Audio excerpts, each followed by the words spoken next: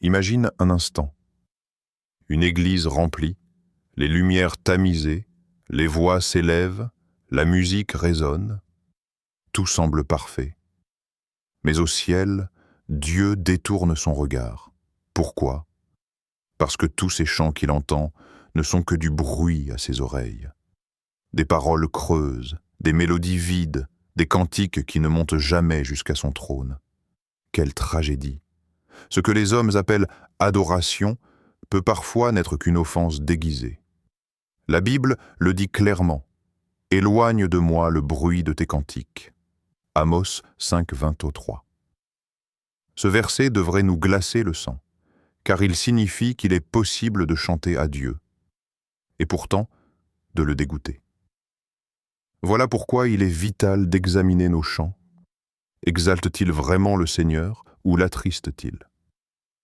Aujourd'hui, nous allons dévoiler 6 types de chants d'église qui offensent profondément Dieu. 1. Les chants centrés sur l'homme plutôt que sur Dieu. Un des grands dangers dans la louange chrétienne est de déplacer le centre d'attention. Le chant, au lieu de diriger nos cœurs vers le Créateur, peut parfois être formulé de manière à placer l'homme au centre. On trouve alors des paroles qui exaltent avant tout les sentiments personnels, la réussite ou la force humaine, tout en minimisant la gloire de Dieu. La Bible enseigne pourtant clairement « À toi, Éternel, est la grandeur, la puissance, la gloire, l'éternité et la majesté. Car tout ce qui est au ciel et sur la terre est à toi. À toi, Éternel, le règne, car tu t'élèves souverainement au-dessus de tout. » Première Chronique 29, 11. L'adoration doit donc placer Dieu comme le centre absolu, et non pas nous-mêmes.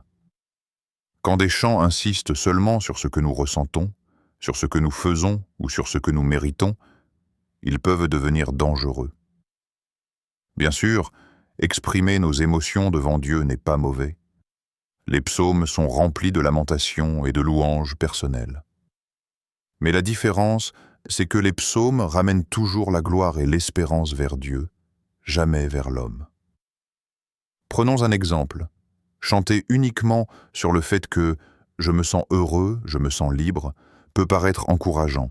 Mais si Christ n'est pas présenté comme la source de cette joie et de cette liberté, le message devient incomplet et potentiellement trompeur.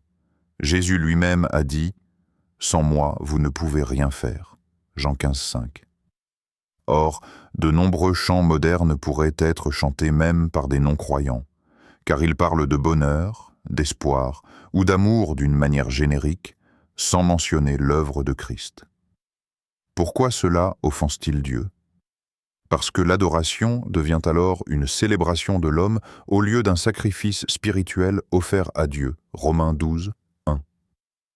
Dieu recherche des adorateurs qui l'adorent en esprit et en vérité, Jean 4, 24. Pas des spectateurs qui chantent leur propre gloire.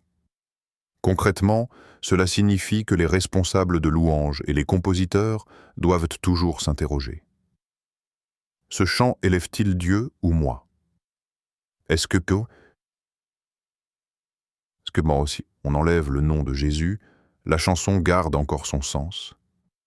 Si oui, il y a un problème, car l'adoration chrétienne est unique par sa focalisation sur le Dieu trinitaire révélé dans la Bible. Dans nos églises et dans notre vie personnelle, choisissons des chants qui proclament la grandeur de Dieu, son salut en Jésus-Christ, son œuvre à la croix et sa fidélité éternelle. L'adoration n'est pas un miroir pour admirer nos émotions, mais une fenêtre pour contempler la gloire de Dieu. 2. Les chants avec un message doctrinalement faux. L'un des plus grands dangers dans l'Église est l'introduction subtile de fausses doctrines par la musique. La louange a une force mémorielle. Ce que nous chantons reste dans nos cœurs bien plus longtemps qu'un simple sermon. Si les paroles véhiculent un message erroné, alors la communauté finit par intégrer ces mensonges dans sa foi quotidienne. L'apôtre Paul avertissait déjà l'Église. Mais quand nous-mêmes, quand un ange du ciel annoncerait un autre évangile que celui que nous vous avons prêché, qu'il soit anathème.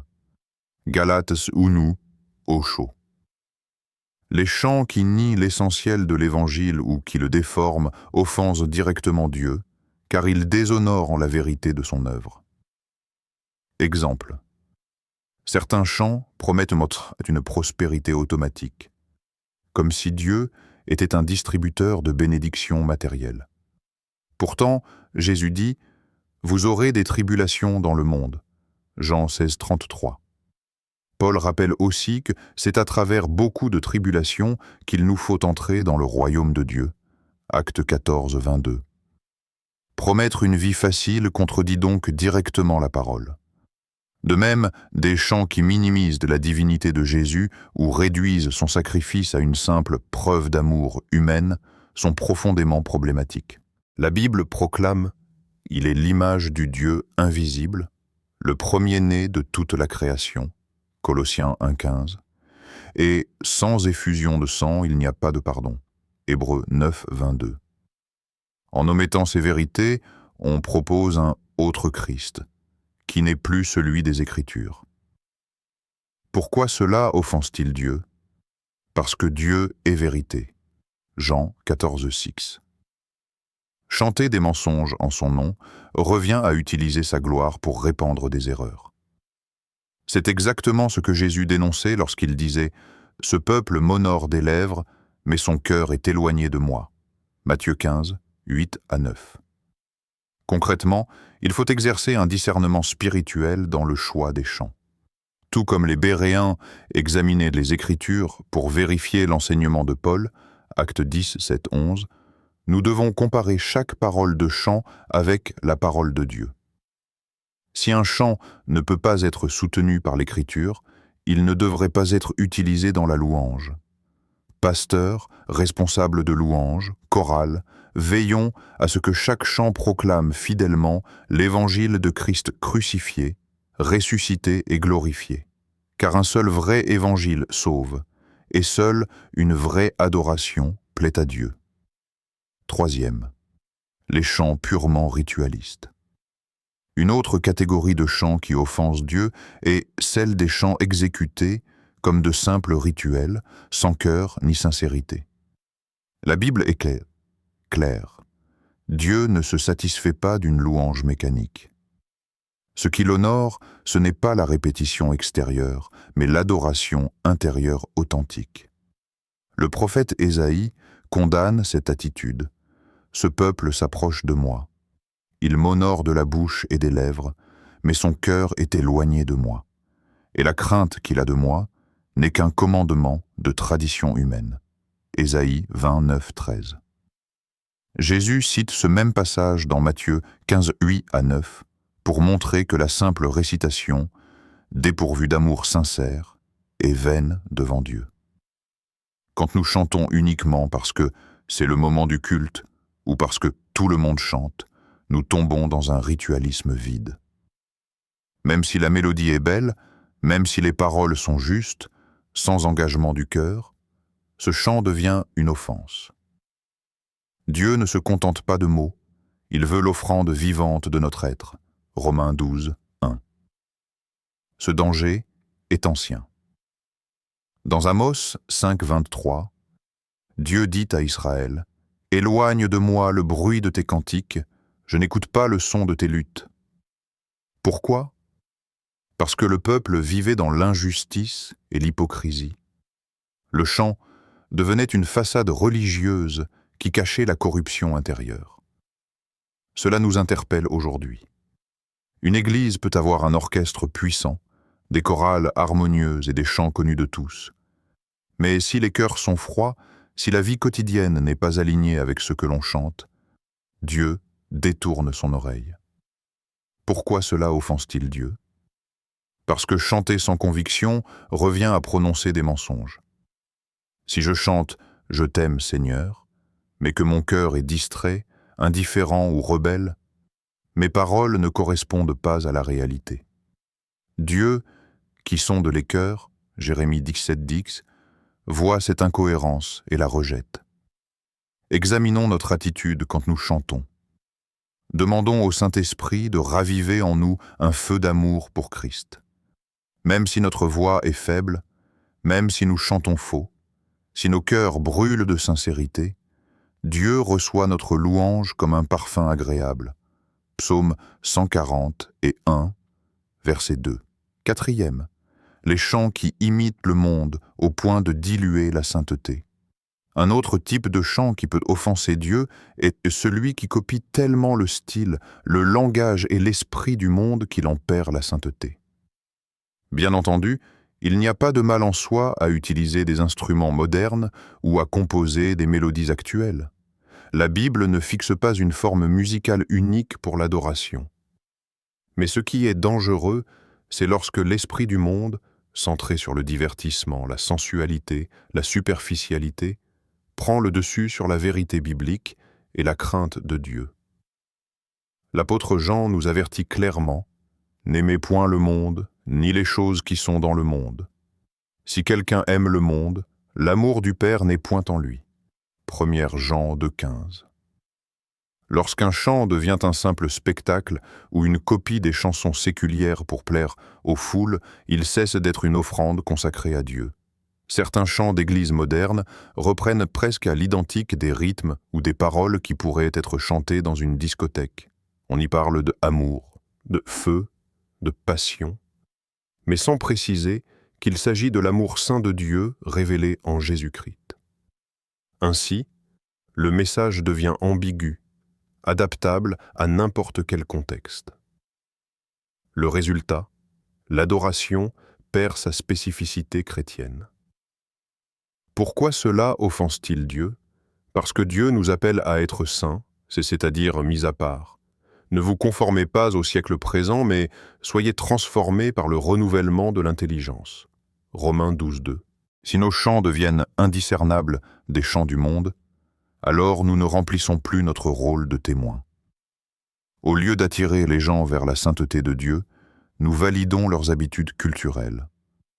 Cela ne veut pas dire que tout chant dynamique ou moderne est mauvais. Ce qui compte, c'est le contenu et l'intention. Un chant peut avoir un rythme entraînant et rester profondément centré sur Christ. Mais si le style, l'attitude des musiciens et l'ambiance générale ressemblent plus à un concert de divertissement qu'à un culte, alors la frontière est franchie. Exemple biblique. En Exode 32, le peuple d'Israël fabriqua un veau d'or et se mit à chanter et danser autour de lui. Le texte dit « Le peuple s'assit pour manger et pour boire, puis ils se levèrent pour se divertir. » Verset 6. Leur chant ressemblait peut-être à une fête joyeuse, mais il offensait Dieu parce qu'il était centré sur un faux culte. Veillons à ce que nos chants gardent une identité chrétienne claire, qu'ils respirent la sainteté de Dieu et qu'ils élèvent Christ au-dessus de tout. Que notre musique soit belle, mais surtout qu'elle soit différente, marquée par la pureté de l'Évangile. 5. Les chants de vantardise ou de performance. Un autre danger qui attriste le cœur de Dieu est quand la louange devient un terrain d'exhibition. Au lieu d'être une offrande humble pour élever Christ, certains utilisent le chant pour mettre en avant leur talent, leur voix ou leur créativité. L'attention se déplace des paroles vers la performance. Jésus a averti contre cette attitude. « Gardez-vous de pratiquer votre justice devant les hommes, pour en être vu. » Matthieu 6, 1. L'orgueil spirituel peut se glisser même dans le service de la louange. Un soliste qui cherche les applaudissements, une chorale qui rivalise avec une autre, un musicien qui veut impressionner, tout cela détourne la gloire qui revient à Dieu seul. Le roi Hérode en est un exemple dramatique.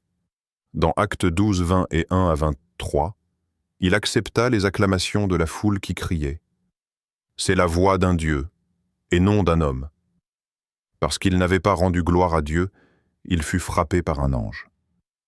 Cet épisode nous rappelle que la gloire appartient exclusivement à Dieu. Dans le domaine de la musique chrétienne, le danger est grand car la louange touche les émotions. Les gens applaudissent, encouragent, félicitent. Si le cœur du chanteur n'est pas purifié par l'humilité, il peut se nourrir de cette reconnaissance humaine au lieu de la rediriger vers le Seigneur. Paul nous donne l'attitude juste, que celui qui se glorifie dans le Seigneur. Première épître aux Corinthiens, chapitre 1, versets 30 et 1. Pourquoi cela offense-t-il Dieu? Parce que la louange a pour but de diminuer l'homme pour élever Dieu. Jean-Baptiste a dit « Il faut qu'il croisse et que je diminue ». Jean 3,30. Mais lorsque le chant devient une scène de compétition et de vanité, l'homme croît et Dieu diminue. Concrètement, cela peut se traduire par des chants trop complexes, choisis uniquement pour mettre en valeur une voix exceptionnelle, ou encore par une attitude scénique qui cherche l'attention du public plus que la communion avec Dieu. La louange devient alors un spectacle, et non plus un sacrifice. Serviteurs de la louange, souvenons-nous que tout talent vient de Dieu et doit lui être rendu. Si quelqu'un loue notre voix ou notre jeu musical, que nous répondions, comme Paul et Barnabas, à Lystre, « Pourquoi faites-vous cela? Nous aussi, nous sommes des hommes de la même nature que vous. » Acte 14-15. L'humilité est le parfum qui rend nos chants. Chants agréables à Dieu. 6. Les chants déconnectés de la vie réelle. Enfin, un type de chant qui offense Dieu, c'est celui qui proclame des paroles magnifiques, mais sans correspondance dans la vie quotidienne des croyants. C'est l'adoration hypocrite, dire « Seigneur, je t'obéirai », alors que nous n'avons aucune intention réelle de suivre sa parole. Jésus a confronté cette hypocrisie lorsqu'il dit « Pourquoi m'appelez-vous Seigneur, Seigneur, et ne faites-vous pas ce que je dis » Luc 6,46. Il ne suffit pas de chanter avec ferveur le dimanche si, le lundi, nous retournons à une vie de compromis et de désobéissance. Le prophète Amos exprime avec force la colère de Dieu contre ce type d'adoration. « Je hais, je méprise vos fêtes, je ne puis sentir vos assemblées. Éloigne de moi le bruit de tes cantiques, je n'écoute pas le son de tes luttes, mais que la justice coule comme de l'eau, et la droiture comme un torrent intarissable. » Amos 5,20 et 1-24. Dieu ne cherche pas seulement des chants, mais une vie de justice et de sainteté. Le danger est grand dans nos églises modernes. Nous pouvons vivre une expérience émotionnelle intense pendant le culte, chanter « Je me livre tout » entier, mais continuer à vivre dans la rancune, l'impureté ou l'injustice. Cela fait des chants de simples paroles creuses, voire des mensonges. Pourquoi cela offense-t-il Dieu? Parce que chanter sans vivre la vérité revient à utiliser son nom en vain. Les chants deviennent alors semblables à des vœux non tenus. Et la Bible dit « Mieux vaut ne pas faire de vœux que d'en faire un et de ne pas l'accomplir. » Ecclésiaste 5,4. Le Seigneur recherche une cohérence. Offrons sans cesse à Dieu un sacrifice de louange, c'est-à-dire le fruit de lèvres qui confessent son nom. Et n'oubliez pas la bienfaisance et la libéralité, car c'est à de tels sacrifices que Dieu prend plaisir. Hébreux 13:15-16. La véritable adoration est donc inséparable d'une vie de charité, de justice et de fidélité. Faisons en sorte que nos chants deviennent le reflet sincère de notre marche avec Dieu. Si nous chantons « Je t'abandonne tout », examinons si nous lui avons vraiment remis nos finances, nos projets, nos relations. Si nous chantons « Tu es mon roi », demandons-nous si nous lui obéissons dans nos choix quotidiens. Alors nos chants deviendront un écho authentique de notre vie transformée.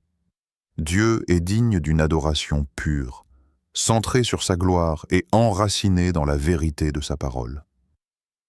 Nous avons vu 6 types de chants qui l'offensent.